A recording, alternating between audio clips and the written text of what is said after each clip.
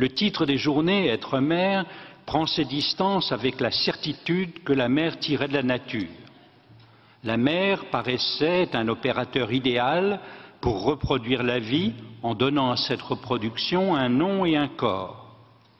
L'être mère se dit maintenant en plus d'un sens. Ce qu'il y a est une diversité de la clinique où la vie se reproduit en deçà et au-delà des mères, bousculant leur être. Le paradoxe est que cette multiplicité a pour conséquence une exacerbation de la lutte pour être nommée mère. C'est le nom qui devient en jeu. La certitude sur la naissance s'éloigne et ouvre un champ où les mères multiples veulent être reconnues chacune comme la vraie mère. Elles peuvent y prétendre au titre de la gestation, au nom du sacrifice du soin maternel pour l'enfant ou de la responsabilité qui a été prise dans son éducation. Lacan pouvait parler des fausses femmes que le leurre du fétichisme de la marchandise engendre. Les conflits qui déjà surgissent dénoncent les fausses mères. La bataille des mères et de leur nomination ne se confond pas pour autant avec celle des pères et de leurs noms, qui sont l'occasion d'autres revendications dans notre civilisation. La distribution des noms de père et mère ne se recouvre plus ni avec le conjugal, ni avec la sexuation homme-femme, et elle ouvre un champ d'exploration pour la subjectivité en notre siècle. En ce sens, les femmes et les mères se retrouvent dans une même continuité logique due une par une. Mais jusqu'où exactement? Le nom de parent, à l'occasion affectée d'un indice, s'impose comme remède avec son ambiguïté entre père et mère, homme et femme, dans une équivoque qui a réussi à s'inscrire dans la loi. Les recommandations du rapport à venir du CCNE donneront des indications sur la structuration des débats sur toutes ces questions en France, alors que, en Europe et au-delà, dans le monde globalisé que nous habitons, les frontières ne cessent de se déplacer entre possibilités de la technique et crispation ou ouverture des religions. En Europe, le Sud catholique n'est plus homogène, pas plus que le Nord protestant, et les lois sur les PMA et leur extension dessinent un gradient toujours plus diversifié. Les religions et les lois n'épuisent pas les fictions productives dans le champ des noms et des corps. Les utopies de science-fiction, comme celle de Houellebecq, et les divers clonages pour tous qu'il a su rêver, les nouvelles formes de reproduction par ICSI avec stérilisation concomitante prophétisée par Karl Djerassi, le père de la pilule, l'utérus artificiel annoncé par Henri Atlan, déjà aussi la totipotence des cellules a changé le sens de française de souche, autant de façons dont sont aperçus des futurs possibles. Si le père réel peut être dit le spermatozoïde, que sera donc la mère réelle? Ce qui est sûr, c'est qu'il a un effet dans la réalité de son désir. L'économie comportementale le mesure. N'oublions pas que la première étude des Freakonomics portait sur la baisse de la délinquance à New York et l'on découvrait que la meilleure corrélation en était l'autorisation d'interruption de grossesse 18 ans avant, réduisant les naissances non voulues et leurs enfants à risque. Mais les désirs débordent parfois les normes qui veulent réguler la fabrique d'objets non identifiables, aboutissant à d'inhumaines conditions, comme celle de ce petit garçon dont on nous parlait récemment, né par GPA en Ukraine, voulu par des parents frappés d'impossibilité biologique à concevoir, condamné par la loi italienne comme naissance illégale et produisant un sans nom destiné à être donné en adoption anonyme. Notre civilisation ne cesse d'appeler de nouveau Salomon pour s'orienter sur les questions de la lettre mère. Cette table et nos journées sont des éléments du dossier de ce qui ne cessera d'insister dans le débat public globalisé sur la production des noms de mères et des corps toujours plus articulés aux techniques de reproduction fomentées par la civilisation de la science.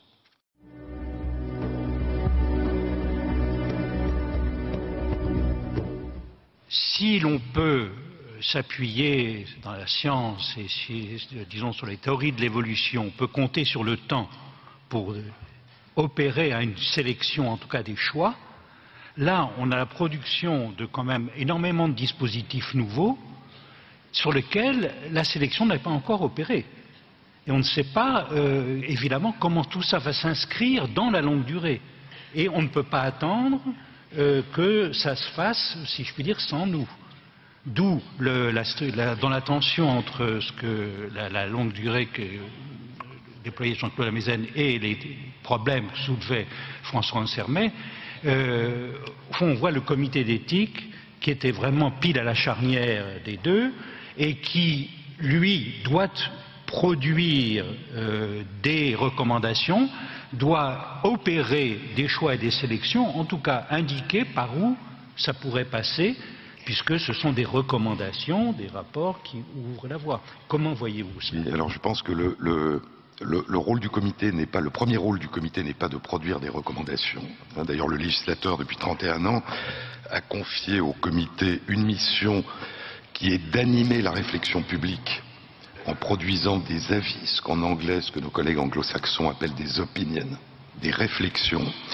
Et le législateur a ajouté que quand le comité le juge utile, il peut assortir ses avis de recommandations. Donc pourquoi je dis ça? Parce qu'il y a une tentation, comme dans d'autres domaines, à souhaiter que le Comité consultatif national d'éthique se substitue à la réflexion de la société, plutôt que de permettre à la société de réfléchir et de choisir. Donc je crois que notre premier rôle, c'est de rendre pensables les éléments, les enjeux, la complexité, de telle manière que la société puisse choisir en connaissance de cause et pas fondée sur des a priori, sur des réactions émotionnelles, sur des réactions idéologiques. Donc je crois que le premier rôle, c'est d'essayer de rendre compréhensible la complexité, les contradictions, et évidemment, quand pour des raisons éthiques il semble s'imposer de faire des recommandations, à ce moment le comité fait des recommandations. Mais c'est, encore une fois, son but n'est pas de penser à la place de la société. On voit que là, on est au joint des usages, en effet, que le langage implique, c'est-à-dire d'opérer la sélection dans les sens qu'ont ces dispositifs nouveaux, qui surgissent hors sens. Et en effet, avec le dit travail de pensée et de civilisation, vous disiez nous habituer à ces objets-là, finir par leur donner un sens et arriver à les nommer. Et là, ça n'est plus, disons, ça n'est qu'en un sens étendu qu'on pourrait parler de culture au sens de comportement commun. Là, il y a vraiment la culture au sens de l'opération du langage qui nomme, qui fait apparaître, qui fait disparaître, qui situe. Parce que vous nous présentez une conception, et d'ailleurs pas la théorie de l'évolution elle-même, une conception extrêmement englobante de la science. Nous nous retrouvons en effet cousins des fleurs, des papillons, et vous dites même des étoiles. Bon. Alors, en un sens. Et en même temps, donc, il y a une vision très englobante, et en même temps, vous dites que l'éthique, ça consiste justement à séparer. Ça consiste au contraire à individuer. Lorsque vous dites, dans un de vos textes, lorsque nous disons que quelqu'un c'est une personne, nous disons que nous ne saurons jamais quel est son véritable visage, sans doute au sens de Lévinas, nous préservons le mystère, il s'agit d'une forme particulière et intentionnelle d'ignorance, de distance, de limite. Et chaque fois que s'efface la limite, commence le risque d'instrumentalisation. Tout à fait. Alors on voit deux mouvements qui sont très contradictoires entre d'un côté l'englobement et que nous donne le savoir et l'opération éthique qui, elle, s'appuie sur les vertus différentielles du langage, de s'arrêter. Oui, c'est ce que Martin Buber, dans un livre assez ancien, disait très bien. Le livre s'appelle « Je et tu ». C'est un très beau livre, dans lequel il disait que la science, lorsqu'elle étudie ces objets d'étude, y compris lorsque c'est nous, lorsque c'est des étoiles ou des tas de sable, c'est pas très perturbant, mais lorsque c'est nous, c'est plus perturbant. La science dit il ou elle, ou ceci ou cela. C'est-à-dire que la science donne une explication de ce qu'elle observe comme des objets vus de l'extérieur. La science ne se met pas à la place, d'un point de vue subjectif, de ce qu'elle étudie. Et Martin Buber disait, nous vivons comme des jeux qui disent tu, qui attendent qu'on lui dise tu pour construire un nous. Et donc la question éthique fondamentale, disait-il, est comment mettre ce que nous apprenons sur le monde et sur nous-mêmes en tant que il, elle, ceci ou cela, au service du je, du tu et du nous. Donc c'est pas une question, c'est une contradiction évidemment qui est au cœur de notre démarche, mais c'est une hiérarchie. C'est-à-dire la compréhension du monde vu de l'extérieur nous apporte énormément, à condition que nous ne mettions pas des personnes au service de ce que nous croyons avoir appris sur elles, mais que nous mettions ce que nous avons appris sur le monde, sur nous et sur les autres, au service de l'individualité de chacun. La question, c'est comment un psychanalyste se débrouille aujourd'hui dans la rencontre singulière avec un enfant issu de procréation médicalement assistée, avec des sujets qui ont été pris dans ces technologies, c'est-à-dire lui-même ne devienne pas fétichiste des moyens qui sont utilisés. C'est-à-dire finalement, dans l'expérience clinique, on rencontre toujours un point de détail qui fait qu'on sort du tableau. Et on ne peut pas ramener un enfant à son mode de procréation. Donc je crois que c'est un message clinique qui est peut-être difficile à reverser ensuite dans le champ éthique. C'est-à-dire que si on va dans l'extrême de la singularité, on trouve inévitablement un point à côté. Et on intervient sur ce point à côté. On crée un décalage, on crée un écart et quelque chose d'autre se produit et on oublie complètement il est le frère jumeau, faux jumeau de l'autre qui est né 4 ans avant, qui a eu une réduction embryonnaire, qui a eu ceci, cela, un examen génétique. Et ça, je pense que c'est une dimension très, très importante. J'ai déjà mentionné cette situation qui m'avait laissé extrêmement angoissé d'une famille qui avait décidé par procréation médicalement assistée, par gestation pour autrui, de mettre leurs zygotes surnuméraires qu'ils avaient transportés depuis la Suisse jusqu'à la Californie, dans une chaîne du froid très perfectionnée. En Californie, ils ont implanté les 6 zygotes chez 6 femmes. Et puis les 6 femmes ont été enceintes. Là, ils sont repris l'avion, chaîne du chaud, très très chaud dans leur tête, pour arriver dans mon bureau en disant, ben voilà, maintenant, si jamais ça marche, qu'est-ce qu'on va dire à nos parents? On va arriver à Noël et on aura 6 enfants de plus.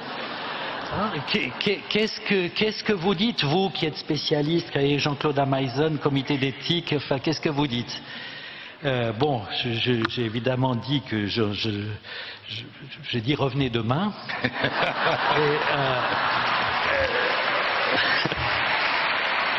Bon. Et sur cette base, ils avaient déjà un enfant issu de procréation médicalement assistée, mais porté par la mère. Et puis, bon, moi je me disais, comité d'éthique, avis, gestation pour autrui, cannibalisme, marchandisation du corps, esclavagisme, prostitution, enfin... Et j'avais tous mes repères, et puis bon, je dis à ses parents, enfin, je dis, écoutez, peut-être, bon, ben, il faut peut-être lui dire quelque chose. Bon, et ils ont dit oui, peut-être. Là-dessus, ils se sont lancés dans une explication de graines, d'attente, de fécondation, de ventre, et puis ils ont expliqué ça en disant qu'ils avaient mis ces graines dans plusieurs femmes, et l'enfant est allé tout de suite vers sa bibliothèque en disant évidemment, c'est comme ça qu'on fait les enfants. Et il prend le volume de Barbapapa, numéro 1, grand document pour le comité d'éthique, où en fait on voyait les 2 Barbapapa qui sont là en train d'arroser les graines, vous voyez cette image, qui sont enterrées sous la terre. Si bien que les parents m'ont dit, effectivement c'est comme ça qu'ils pensent qu'on fait des enfants, donc heureusement qu'ils pensent comme ça, parce que ce serait compliqué de leur expliquer la sexualité procréative. Voilà, donc ce que je veux dire, c'est un point important, c'est-à-dire que les inventions des enfants vont des fois au-delà des inventions de la science. C'est là qu'il y a une... Les inventions des enfants reprennent les inventions de la science dans, effectivement, leur fantasme. Au fond, un récit des origines, en l'occurrence, est toujours une fiction, pour la raison que François évoquait. C'est-à-dire que ça n'est jamais le récit, et heureusement exact, de ce qui s'est produit. C'est une fiction qui permet à la fois de se rattacher au passé, qui nous précède, et de s'en libérer. Et donc, la question n'est pas tant quel type de fiction construisons-nous, mais faut-il absolument faire appel à des techniques pour donner une réalité à ces fictions?